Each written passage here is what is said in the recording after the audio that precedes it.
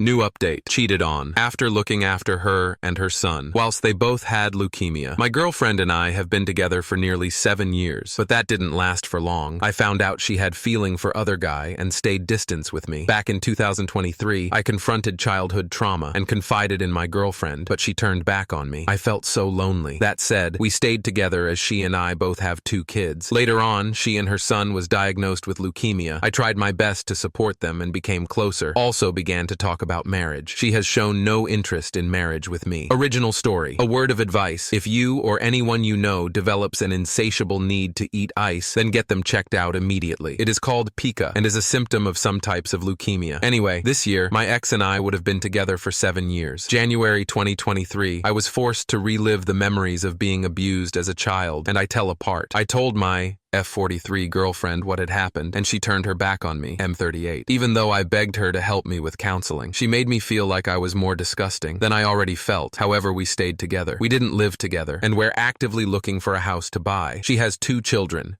F21 and M19. I have 2 children, F8 and M10. Cut to May 2023, and her son, M19, is diagnosed with leukemia. She said that she needed my help and support, and that she needed me in her life, and I realized that I had to put my trauma to one side. Her son and I had been bonding at the time, and his real father turned his back on him, even refusing to speak to him or get tested for bone marrow. So I put my trauma to one side and stepped up, and would speak to him about the fun we would have when we all lived together, and I would send him gifts to help keep him going. It worked, and I felt so proud, especially when he referred to me as his stepdad. Cut to August 2023, and my partner gets diagnosed with leukemia, a different variant, and we cannot tell her kids because they are already stressed enough. I do everything in my power to keep her going, all the usual things like handwritten notes and trinkets to being available for her 24/7. We all go away for mini breaks where I would give her full body massages, cook for her, and I even would do her pedicures and manicures for her. Though the circumstances were horrible, we really pulled together as a couple and started to talk about marriage and the future and buying a house. She even said that she felt bad about abandoning me when I needed her, and she promised that as soon as she felt better, she would help me. Her children had noticed that she wasn't feeling well, and they would comment on how she didn't have much of an appetite a lot of the time, unless she was with me. As a result, I would always eat with her, and she would pick what she wanted for dinner. One time, I was feeling a bit ill and had to eat at Wagamama's. I never told her if I wasn't hungry because she had to eat. By September, her son's treatment was working, and he was recovering, and he had even sat some exams. I was so proud of him, and his mom would tell me how wonderful it was that we had this relationship. I felt proud of myself. In May this year,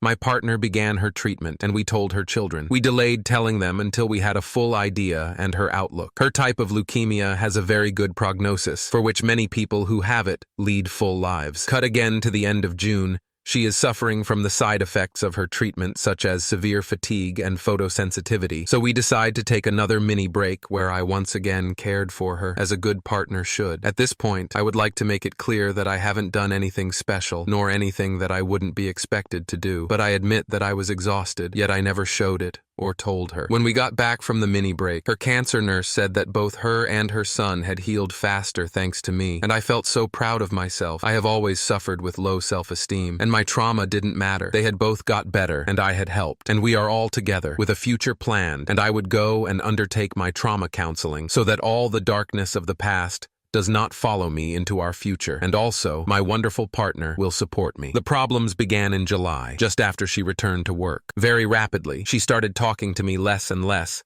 and barely seeing me. Whilst she was sick, we were in constant contact, but now she was borderline ghosting me. She would say that she was sleeping due to her treatment, but to me, something wasn't right at all. I figured that as she had spent a long time dealing with the stress of losing her son and her almost dying, and so she wants to have as much fun as possible before we finish our house hunting. This whole time, I was in constant contact with her son. I started to have doubts that she wanted to be with me, but I played these down. By the end of July, I found out that she was lying about the amount of time that she was spending at work, and I started journaling my thoughts. She knew that due to me having a close friend take her own life in 2021, a week in which I was unable to find her or contact her, I had issues when I didn't hear from her at least once a day. She had started not talking to me for days on end. At this point, I started journaling what I was seeing, and it all pointed at infidelity, but I refused to believe that she would let me continue to talk to her sick child whilst she was planning to leave me. Surely, she couldn't be that low, right? During this period, a very close family member passed away,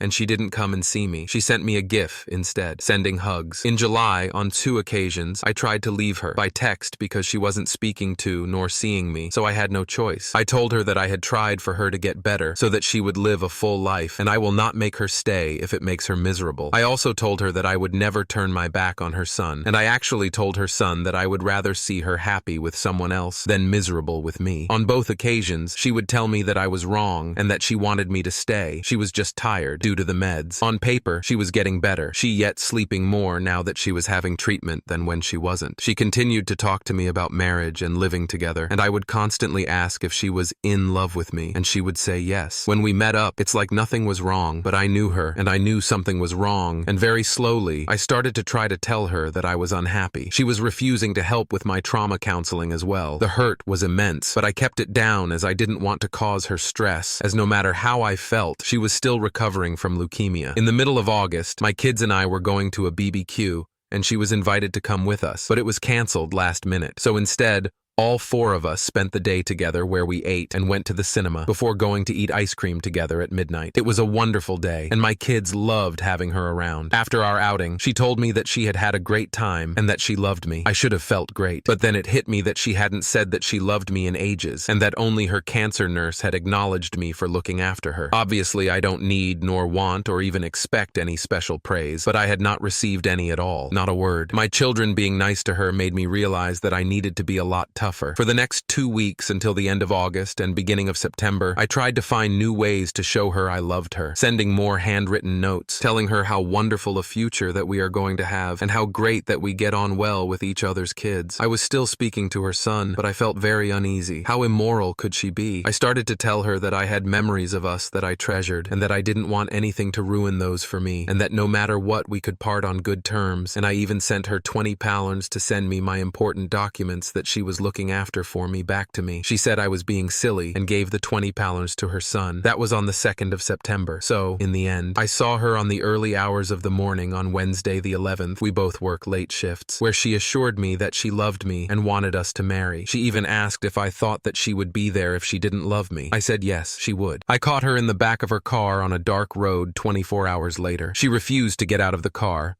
even though I was telling them that I just wanted to talk to her for 1 minute, and then I would leave them alone. I only wanted to tell her that I'm glad that she is healthier, and I would leave her to start her new life with Hi. The AP gets out of the car and says to me that he doesn't even know who I am. He is mocking me. I replied that I am the man who looked after her whilst she was sick. All I cared about was him knowing that she was loved and that he can care for her now. I discovered them 10 hours before my second trauma counseling session. She told him to leave, with tenderness in her voice and love in her eyes, and I knew straight away that she was in love with him, whilst I stood quietly and watched. When I got home, I sobbed for hours. I didn't understand why or how she could do this to me. I had tried to leave, make it so that she could send me my things and be done. I had told her I wanted to preserve our memories, and I was so glad that our children got along. None of my words or actions had saved me from this. Friday the 13th, I am staying by myself at a hotel as a sort of mini break. She knows where I am because she was supposed to be there with me, and I messaged her saying that there was no need for what she did. I send this around 10 minutes before she unexpectedly shows up, holding a coffee for me, cookies for us both, and some sort of ginger drink for herself. She is smiling and acting normal. I'm initially elated to see her, I admit. I believe that she has chosen me and knew that I was the better man for 4. I was wrong. Very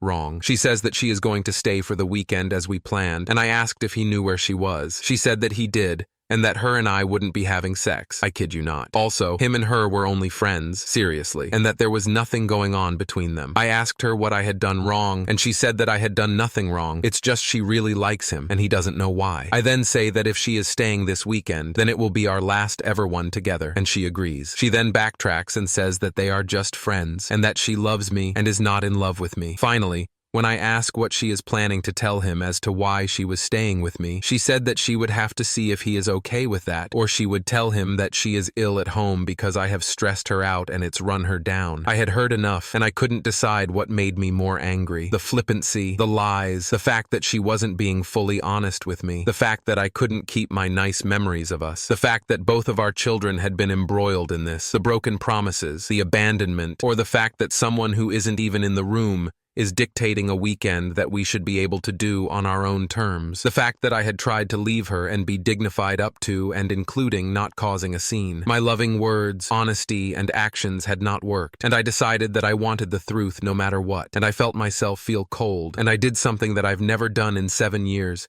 and that she was not expecting. I turned nasty, and I told her exactly what I thought of her. She really didn't like that, and I saw a facial expression on her that I had never seen before. Her eyes tear up and her breathing changed. Long story short, the affair had been going on for 4 weeks. Their relationship was special, and she was moving in with him and looking for a house to put on rent. The cherry on the cake. He is a real man who hasn't been fucked by his family members, and he will raise her son to be a real man. It's true. I'm not a real man. I've not recovered from those words and was forced to stop my therapy as I couldn't cope, and I had a nervous breakdown at work. I'm not a real man. She is right. Update 1. So, some of you asked for an update, and I do have one, which even I am surprised about. Her son, who we will call Richard, got in touch with me a few hours ago. He had asked for his mother's permission to stay in touch with me, and she said that's fine, and I will not lie. I am overjoyed. At this point, some of you are rolling your eyes, but I was able to ask him what he knew about his mother and I splitting up, and she had actually told him the truth, that she had met someone else and was now seeing him, but he wanted to speak to me more than with his mom's new partner. We chatted generally, and even exchanged some jokes, followed by an honest conversation in which he told me that he was really happy that his mom was allowing us to speak. I told him that loved him, and that I was proud of him, and that I was happy that his mother found her perfect person, and also he could speak to me anytime. His mother is officially with the new man, so there will be no attempts for her to worm her way back into my life. The shocking thing for me is that I genuinely believed that he would take his mother's side instantly, so to know that he wanted to speak to me really made me so happy. He even acknowledged that things ended between his mother and I on a sour note, and he thanked me for not getting angry with her. That's the end of the update. Nothing exciting, but completely unexpected to me. Story 2. My entitled mother always seems to be in competition with me, so I'm seriously getting sick of my mum. Basically, she has never worked a day in her life, and I was leaving a job I had for 8 years to go and become a nurse. So I made some arrangements and basically got my mum the job that I was leaving as a healthcare assistant in a care home. Ever since, she has been a nightmare. I don't often visit my family, but when I do, I can't get a word in edgewise. People will ask me about university and nursing, and she will immediately switch the story back to her at work. Or I will tell a story of something I witnessed on the ward,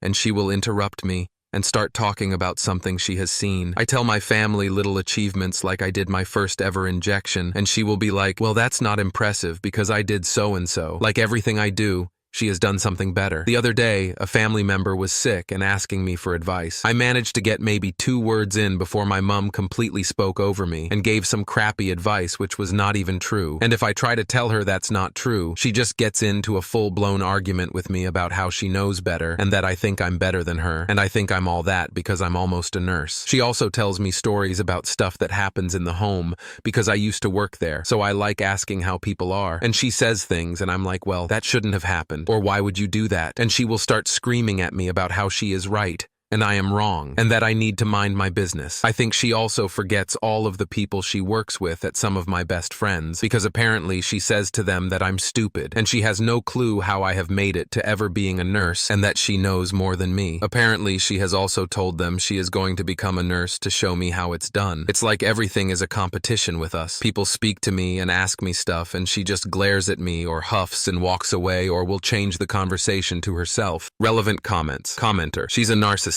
Shut her down with facts, put her in her place, or walk away to have a private conversation with the person asking for your advice. Help. If she's interrupting you, simply yell, "Rude, I was speaking." Remind her that she didn't work before you got her that job, and that in the short time she's been there, she could not amass the knowledge you have. Call her out on her BS and remind her that manners are important. If she continues, walk away. Narcissists hate it when you walk away. They want to command the room. Don't give her the pleasure. OP. I have said to her, stop being rude and talking over me, and she just glares at me and says so. I'm talking now and I know more than you anyway. She literally knows nothing. Everything she says is wrong. She just makes it up and thinks it's right. The other day, she was trying to tell me how to get a patient out of a wheelchair and put them into a chair, and when I told her I have been doing that for the last 10 years, she just ignored me and continued telling me how to do it. Commenter: she is jealous of you becoming a nurse because she can't do it. It takes smarts, and drive to get into nursing school and do the courses. I personally wouldn't deal with her anymore. If she tries to talk to you, walk away. Don't answer any calls. Just don't anything with her. Just don't with her. She is really just hurting herself because down the line, she is going to need you to help her one day. Thank you so much for watching until the end. If you enjoyed our videos, please don't forget to like, share, and subscribe to stay updated with our latest ones. Have a great day.